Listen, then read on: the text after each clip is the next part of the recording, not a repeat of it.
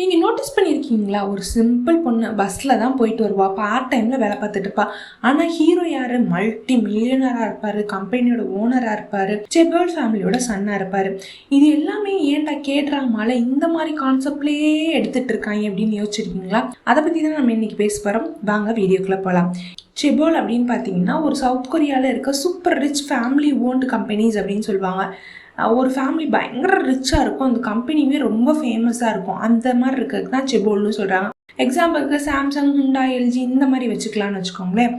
ட்ராமாவில் பார்த்தீங்கன்னா நம்ம ஹீரோட அப்பா ரொம்ப ரூத்லெஸ்ஸான பிஸ்னஸ் மேனாக இருப்பார். பெரிய பெரிய மேன்ஷன்லாம் இருக்கும், பாடி கார்ட்ஸ் இருப்பாங்க, கோல்டு ஆட்டிடியூட் இருக்கும். நீ எல்லாம் என் லெவலுக்கு கிடையவே கிடையாதுடா அப்படின்ற டைலாக்லாம் இருக்கும். இதெல்லாம் சேர்ந்து இருக்கிறது பேர் தான் செபோல் கல்ச்சரோட ரெஃப்ளெக்ஷன் அப்படின்னு சொல்லிட்டு சொல்கிறாங்க. நெக்ஸ்ட் நம்ம பார்க்க போகிறது ட்ராமாவில் ரிச் வெர்சஸ் புவர். அதே மாதிரி ரியல் லைஃப்பில் என்ன இருக்குது, எதனால் கனெக்ட் பண்ண முடியுது அப்படின்றத. கேட்ராமா ஃபேண்டசி மாதிரி தெரிஞ்சாலும் பட் இது ரியல் லைஃப் ப்ராப்ளம் தான். சவுத் கொரியான்னு மட்டும் இல்லை, நிறைய பகுதியில் இந்த ப்ராப்ளம் இருக்குது. Rich get richer, poor gets poorer அப்படின்றது தான் இதோட சிம்பிளான ஒன் லைனில் சொல்லணும்னா.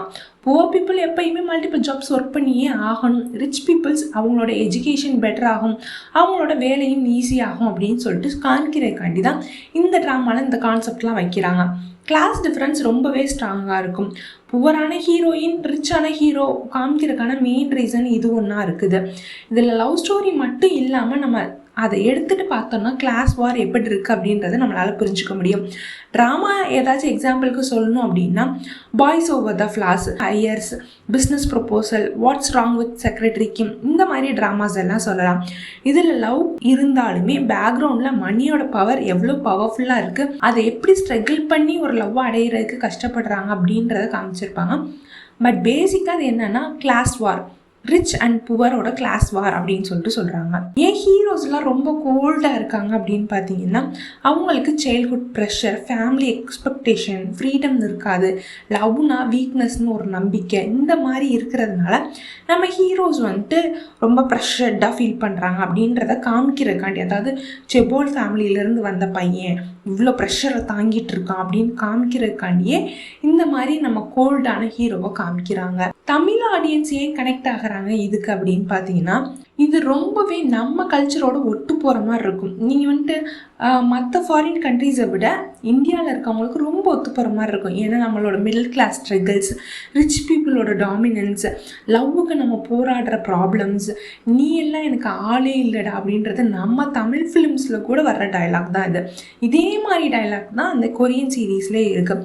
ஸோ மோரோவர் நம்மளால் ரொம்ப ரியல் லைஃபோட கனெக்ட் பண்ணிக்கிற முடிகிறதுனால இந்த ரிச் வெர்சஸ் புவர் ட்ராமா ரொம்ப ஸ்ட்ராங்காக ஹிட் ஆகுது. அதனால தமிழ் ஆடியன்ஸால் ஈஸியாக கனெக்ட் பண்ண முடியுது.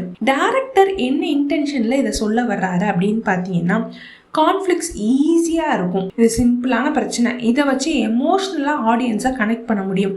அது போக இது சொசைட்டியோட மிரர் மாதிரி ஈஸியாக ரெஃப்ளெக்ட் ஆகும். ஆடியன்ஸ் ரொம்பவே கனெக்ட் பண்ணிப்பாங்க. அண்ட் ஆடியன்ஸ் டிபேட் பண்ண இதை பற்றி இது ரைட்டு இது தப்பு அப்படின்னு சொல்லிட்டு ஒரு ஃப்ரெண்ட்ஸ்குள்ளேயோ ஏதோ ஒரு இடத்துல பேசும்போது அந்த ட்ராமா கொஞ்சம் பாப்புலர் ஆகும். ஃபைனல் மெசேஜ் என்ன அப்படின்னு பார்த்தீங்கன்னா நெக்ஸ்ட் டைம் நீங்கள் ஒரு ட்ராமா பார்க்கும்போது இது ஜஸ்ட் லவ் ஸ்டோரி இல்லைன்னு புரிஞ்சுக்கோங்க.